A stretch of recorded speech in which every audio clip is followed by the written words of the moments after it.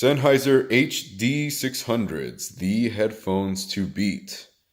These are a widely revered headphone by the audiophile community. They say, these are the best of the best. If you're looking for neutrality, look no further than the HD600s. Well, here they are. So why did I get these in the first place? I started out with these, the AKG K7XX. And they're pretty good. They're pretty good. Not the best headphones I ever heard, but they're pretty good for their price and very comfortable. Certainly better for some use cases than others, and I will get to that later. But then I said, okay, so Mastrop has the HD6XX for $200 as well. And I decided to pick a pair of those up, and I said, wow, these are excellent. They're, superb.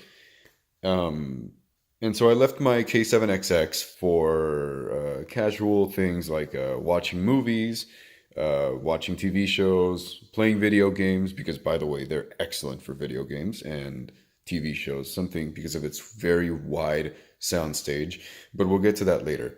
And I left my 6XX for music because I thought they were just so good at reproducing music. They sounded amazing. But then people said, oh, well, yeah, the 6XX are fine, but the 600s, I mean, they're so much better, but, the price and all that. And I said, yeah, it doesn't make sense to buy them just because the 6XX are much more affordable.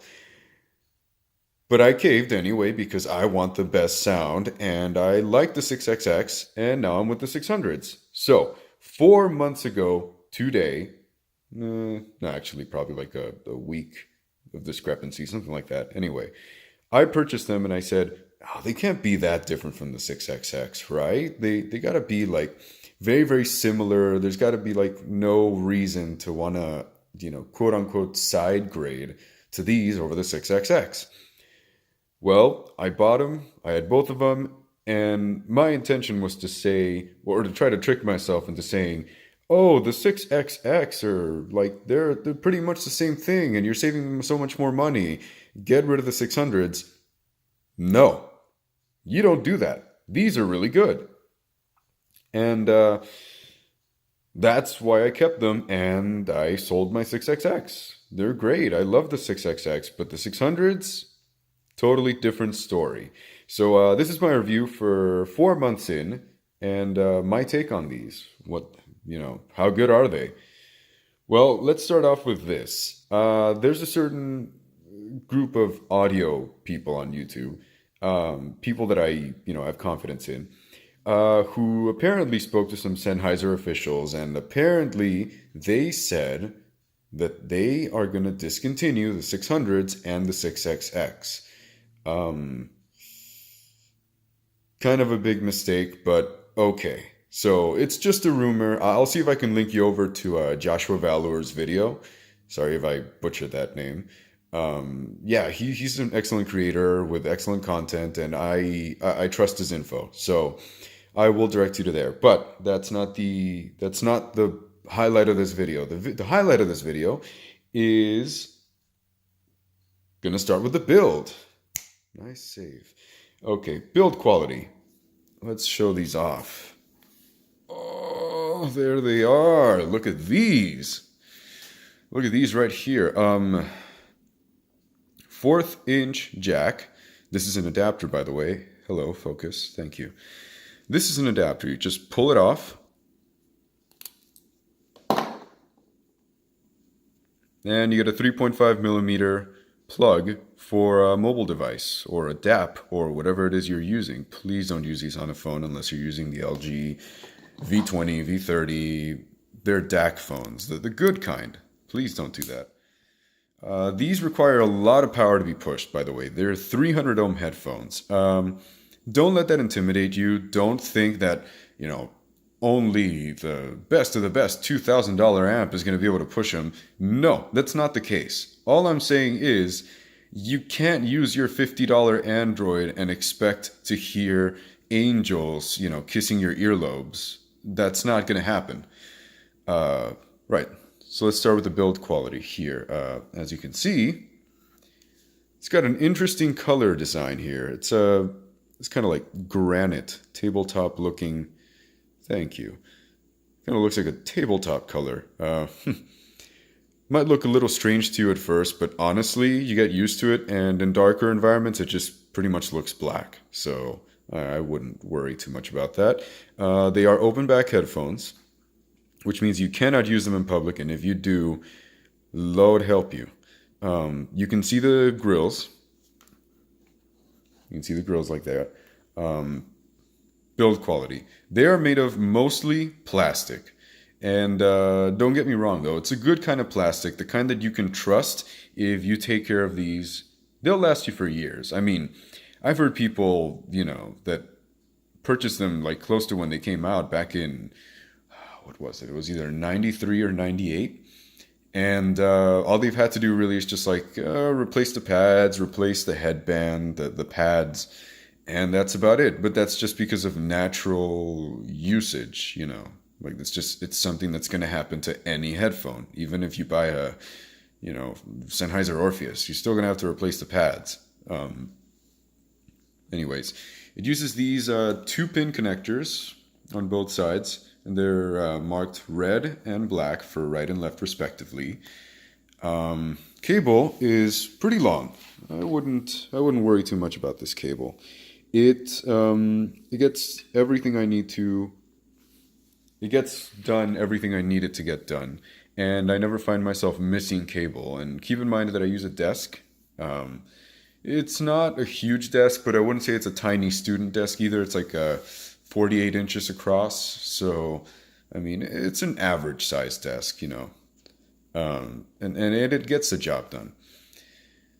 So build quality, I wouldn't worry too much about it. The only metal that there is on these headphones is here, on the area that links the headband to the cups, right here, that black you see there, where the CE pops out.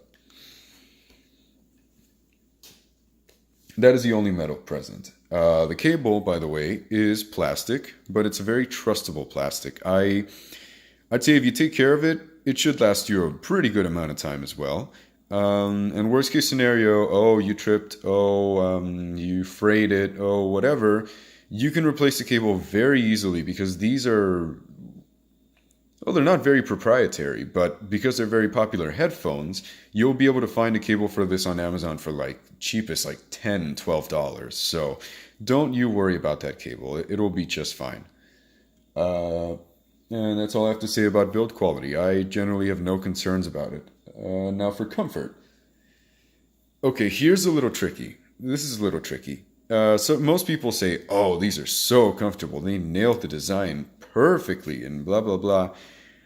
I can't completely agree with that. Sometimes for me, when I put these on, they feel like these were made for me. Like they were meant to fit my head and like just so perfect. My ears don't touch anything.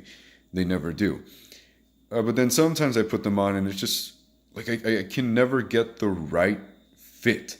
Like it always feels a little incongruent or a little misshapen or something like something's not right. It just feels generally uncomfortable, or I can't quite understand what it is. But one of these things is the clamp that comes right out of the box. Yes, it has a massive clamp right out of the box, but all you have to do is say like leave them stretched across this box, say like this way, or around some other object like a couple of books overnight or something like that, and they'll loosen up and you'll be able to use them perfectly fine. I did that, but I aimed for a tighter fit just because I felt like over time, throughout the years, they'll start loosening up even more, and then I don't want to end up with something that like just falls off my head every time I look up or look down, But so comfort's a little iffy. Now the pads here, they're not the best. They're fine. They get the job done. They're not the worst. They're not memory foam or anything. However, the only reason that I have refrained from replacing these with other pads is because people in the community say, Oh no, man. You cannot do that. You can't. Those, they make or break the sound. The authentic Sennheiser pads, the ones that comes with these, you got to keep those or they're not going to sound correctly. I'm afraid I can't verify or deny that, but I will say this. For me, it was no issue keeping this. I didn't feel like going and testing it out by like buying other pads because the discomfort was so displeasing. No, it wasn't like that. I was perfectly fine with it. I deal with it. One thing I would recommend, however, and I haven't done this, but I really should, is going on Amazon and purchasing the padding for the headband, this right here, of the HD650s or 6XX or 660S or pretty much any other headphone in the 600 line that isn't the HD600s, because the newer one that they have, which is kind of like there's padding in all of the area except right at the center, is just so much better, just miles ahead of the HD600. It's just I get hot spots, not too often, but more often than I'd like to on these. Whereas with the other ones, when I used my 6XX, I never did. Probably like 1% of the time. And that was like rare, where I said, like, what's wrong with my head? Why is my head reacting this way? So massive improvement. Just they're like I think like $17 on Amazon. So do yourself a favor, and if you pick these up, also get yourself that and immediately replace it.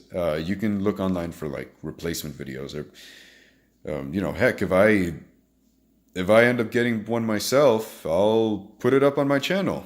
Hey, because I have one of those. All right, so what's next? Now for the sound quality. This is the biggest part of the video, of course. My God, the sound from these is phenomenal, especially for their price. Let me just get rid of this right here. Okay. Phenomenal for its price. Absolutely. Very, very, very close to neutral, in my opinion. Now, originally when I got these and I transitioned from the 6XX and the K7XX, which, okay, let's say the 6XX. Those are a warmer headphone. They're still close to neutral, but they're warmer. Definitely more like bass to mid-bass to mids, with slightly less forward mids than these and slightly rolled off treble. These, on the other hand, compared to the 6XX, have a little more treble, a little less mid-bass, and a little more mids. And initially, for me, in some songs, I found that the treble and the mids could be a little too harsh, a little too sibilant, and that kind of turned me off. But at the same time, there was also this extra detail, this extra you didn't have to turn up the volume as much to appreciate all the detail and extra features, I suppose, of the song that you didn't hear before. You didn't have to turn it up and crank it up to hear all of that. You could. It was just so easy. It was just there. It made it easy for you. And over time, I decided that I was willing to deal with the sibilance and the faults that the headphone had. And before I knew it, after probably like a month or a month and a half or two, I completely forgot about that sibilance and, harshness. I didn't hear it anymore. Could have been that my ears adjusted. It could have been that my brain adjusted to just slightly lowering the volume a little less because I just straight up didn't need to turn it up as much. It could be a number of factors. It could even be that the headphones, maybe straight out of the box, come a little sibilant like that, but then after hours and hours and hours of usage, even out and neutralize, I suppose. Bass extension, it's a little meh. It's still better than your Meets audio headphones. But I wouldn't say it's as good as other headphones other audiophile headphones in this range. However, it makes up for it by the fact that it's not bloated, nasty bass. It's very, very detailed. And you could even argue that that lack of bass extension, or the just lack of, massive bass overall, kind of helps the rest of the frequency shine and give you that extra detail that you wouldn't get otherwise if there was anything at all in the bass. So me personally, now I listen to a lot of metal, but I also listen to a lot of like EDM and electronic music like dubstep and stuff like that. Frankly, I listen to pretty much like everything. So when it came to music, when the sub bass and that extra like boom, that extra power was needed, I never really felt like it was missing from the headphones at all. I rather than this massive boom, it was more of like an articulate snap, like like it was there. It was there when it needed to be, and then it was just gone when it didn't, so that everything else could be heard. That is what I get from these. Now the mids, I already said they were a little forward, actually very forward, not monsters, but they are more forward than neutral, I would say. And that's great for vocal songs. For vocal tracks, it's just, it helps the singer be apart from everything else. It gave the singer the spotlight, but even in songs when there wasn't a singer or wasn't any vocals in the songs at all, this didn't affect it in any way. It was perfect, I believe. So, lastly, it's price. Currently, you can find them for around $300 on Amazon, or anywhere between $200 to $240 on places like Reddit and eBay. For $300, brand new, these are incredible. For $200 to $240 used, that depends. If you really want to save your money and you don't care about getting the premium box, and you're going to put it up on your shelf, and you're going to put these like I did on this is a speaker stand, by the way, and I just like clamped it from the sides, the box that it came with, and then I just kind of either display it with it being like that, or I just straight up close it like that so that powder and dust or anything doesn't get in whenever I'm not using these. And then I just lift it back up when I am. I love this and everything it came with. I guess I'm a big Sennheiser dude, just because all of the products that I've used from Sennheiser thus far are just great, like one greater than the other. And yeah, so that's about the end of my review. What else? Oh, quick thing. For the most part, I just run them unbalanced, but there was a point when I had a balance cable for the HD600 lines, the 2-pin connectors. And although it did affect the sound and it did change it in some ways, for example, slightly widened the soundstage, slightly toned down that like quote-unquote harshness of the treble, I really enjoyed running them unbalanced better, because that quote-unquote harshness is what gave them that like little extra detail. And then, like I said, after time, I don't even feel the harshness anymore. It's just great. It's just like neutrally perfect, but everything's so juicy and present and like yes, but without being in your face about it either, in a negative way. What else have I not said? Quick note, I'm gonna upload a video on some general products that I have, just because I do still have a few other audio products in mind that I could review for this channel, but I am kind of running out of things to review in the audio side. So I'm just gonna show like a little bit of everything that I've got, and if you see something in that other video, and I guess I'll leave a link to it if possible, let me know in the comment section what you want me to review, and I'll review it. This doesn't just have to be an audio channel, but for this one video, yes it does.